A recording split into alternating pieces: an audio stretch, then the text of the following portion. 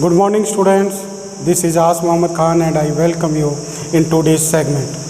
In our previous class, we have discussed about the reaction of metal and non-metals with oxygen, student. And we also discussed the presence of metal and non-metal in acid and base. Today, we will discuss about the reaction of metal and non-metal with water. Yes, student, like the oxygen, metal, there are some metals like the most reactive metals react with the water vigorously and they do the explosion.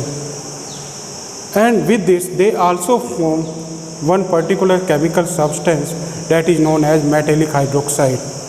It may be sodium hydroxide, it may be magnesium hydroxide, it may be aluminum hydroxide, and it may be calcium hydroxide. Like when the metals are dipped inside the water, then they do the explosion if they are most reactive. Like the sodium. When the sodium is dipped in water, then it forms metallic hydroxide. And with this, there is heat energy is released. So they do the explosion, student. That's why the most reactive metal like sodium, potassium and lithium, they are stored in kerosene. They are not stored in water. But there is one most reactive non-metal. It is stored in water like phosphorus, student. Phosphorus is stored in water because in the presence of air or oxygen, it shows explosion. That's why it is stored in water. And it is the most important question, student. Which non-metal is stored in water? So what will you write in that? You will write it is phosphorus. Now we come on the next reaction of metal with acid and base. Like there is one metal, student, zinc. If zinc is dipped one acid, that is sulfuric acid, student, H2SO4. Then what it forms? It forms zinc sulfate, ZnSO4 plus hydrogen gas. Hydrogen gas will be involved in this. Like this, there is one metal, that is aluminium. If this aluminium is reacted with NaOH, means the sodium hydroxide, it is one base, and then it forms Na2 AlO2, that is known as sodium aluminate. It is one salt, and with this hydrogen gas is released. Now there is one important question, that how do we know about the presence of hydrogen gas? And it is also given in your book, student. And what is it? When we put the burning matchstick or the burning candle near the test tube from where the hydrogen gas is evolved, then that burning matchstick or burning candle will burn with pop sound. Means if the burning is occurring in with pop sound, it means that hydrogen gas is evolving there. So we know the presence of hydrogen gas with the help of burning candle or burning matchstick, because the burning candle or burning matchstick burn with pop sound in the presence of hydrogen, student. Now how do we know about the evolution of carbon dioxide gas? It is also important, student, but it is not given in your book. We know about the presence of carbon dioxide with the same, like with the help of the burning matchstick or the burning candle, we can know about it.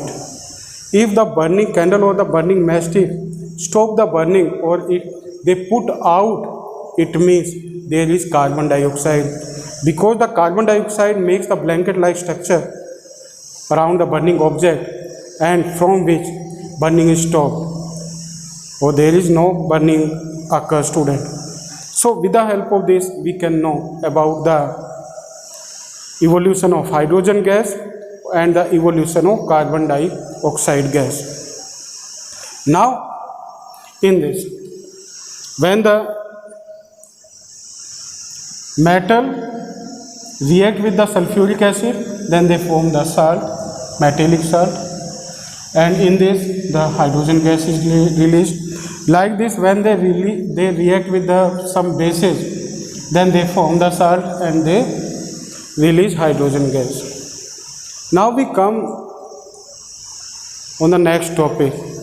It is the displacement reaction, student. And about the displacement reaction, you will again read in the 10th class. Now, what is the displacement reaction, student? Displacement reaction is the reaction in which the more reactive matter displaces the less reactive metal from its salt and form a new chemical compound. And this reaction is known as displacement reaction, because the more reactive metal displaces the less reactive metal from its compound. Like in your book, there are the two examples are given. Student, and what are they that I want to tell you. So we will discuss about the displacement reaction.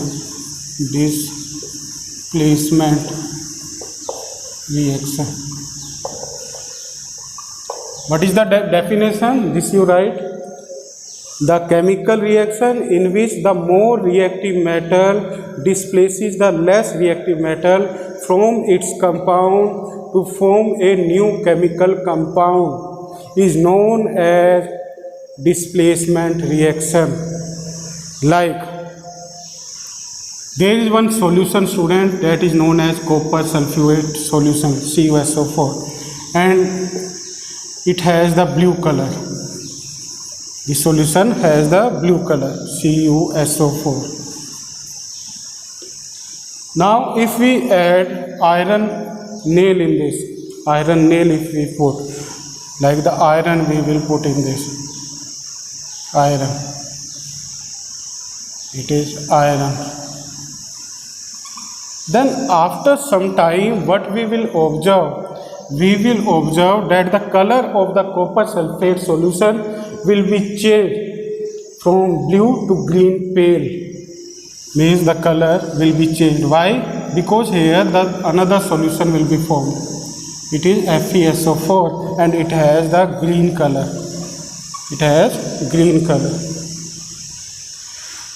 Now, in this, which metal will be displaced here?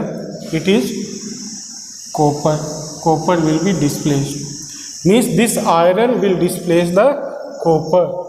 That's why this reaction is known as displacement reaction.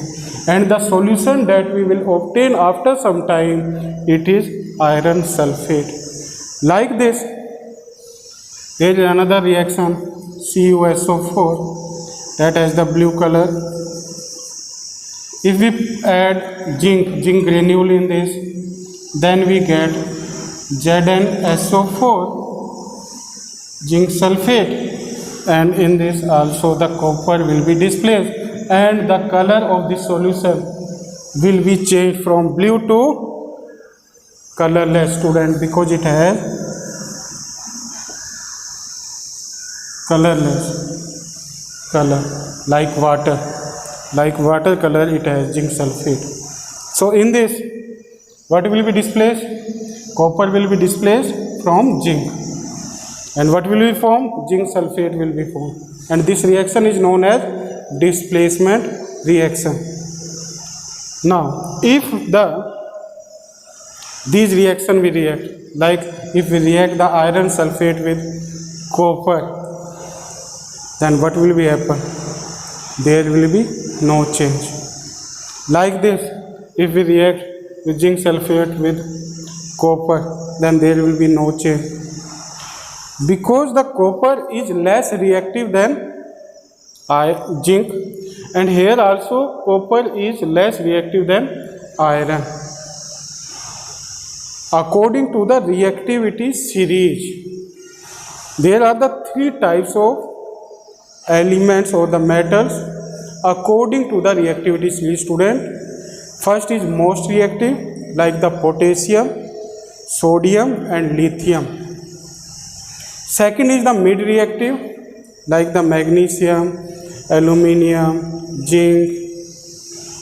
They are mid reactive. Iron. Like this, there are the least reactive. In the least reactive, the elements that come, it is copper, silver, gold, platinum. These are the least reactive. So the elements reactivity plays very important role in the displacement reaction, because in the displacement reaction, more reactive element displaces the less reactive element to form a new chemical compound. So it is about the displacement reaction, and it is the most important topic, student. You try to understand this. So it is about the displacement reaction, or the reaction of metal and non-metal with water, and the reaction with metal and non-metal with acid and base. Now you will write all these reactions in your notebook. Thank you very much and have a pleasant day.